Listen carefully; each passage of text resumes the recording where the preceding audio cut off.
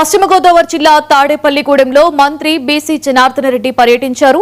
11,40,00,000 రూపాయలతో బాదంపూడి గ్రామం నుంచి 27 కిలోమీటర్ల మేర నిర్మించిన ప్రధాన రహదారిని ఆయన పరిశీలించారు. అనంతరం ప్రధాని Modi, CM Chandrababu, deputy CM Pawan Kalyan చిత్రపటాలకు పాలాభిషేకం చేశారు.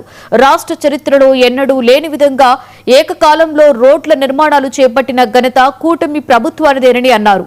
ఎమ్మెల్యే బోలిశెట్టి అభ్యర్థన మేరకు తాడేపల్లిగూడెం నియోజకవర్గానికి రోడ్ల పనుల కోసం 30 కోట్ల రూపాయల నిధులు మంజూరు చేసినట్లుగా చెప్పారు. గత ప్రభుత్వం అన్ని వ్యవస్థలను నిర్వీర్యం చేసిందని, విధ్వంసం సృష్టించిందని విమర్శించారు. సూపర్ 6 హామీలు అమలు చేస్తూ అభివృద్ధి దిశగా కూటమి సర్కారు ముందుకు దూసుకువెళ్తుందని జనార్దన్ తెలిపారు. శాసనసభ్యులు మిత్రులు శ్రీనివాస్ గారికి, అదేవిధంగా మూడు ఎమ్మెల్యే గారికి, కూటమి నాయకులకు, పత్రికా విలేకరులకు, ఇక్కడికి వచ్చినప్పుడు స్వాగతం పట్టుకెళ్ళినటువంటి కూటమి నాయకులకు అందరికీ కూడా పేరు పేరున హృదయపూర్వక నమస్కారాలు తెలియజేసుకుంటా ఉన్నా. ఇప్పటికే ప్రోగ్రాం దాదాపుగా 3 గంటల ఆలస్యమైంది. ఇంకా ఎల్లూరుకి వెళ్ళవలసింది.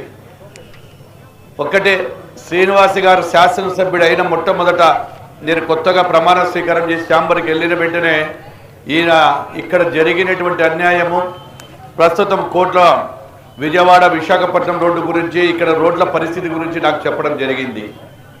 ఆ రోజు చెప్పాను, కొద్దిగా ఓపిక పట్టండి, కొత్తగా ప్రభుత్వం వచ్చింది.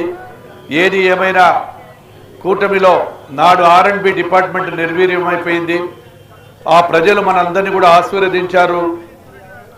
ఆశీర్వదించిన ప్రజల రుణం తీర్చుకోవాల్సిన బాధ్యత మన మీద ఉంది. శ్రీనివాస్ గారు కొద్దిగా సమయం ఇస్తే ఖచ్చితంగా చేస్తామని చెప్పి ఆ రోజు మొట్టమొదట 27,000 కిలోమీటర్లకు గాను 1,061 కోట్ల రూపాయలు ఖర్చు పెట్టి పార్ట్ హోల్స్ అన్ని, గుంతలన్నీ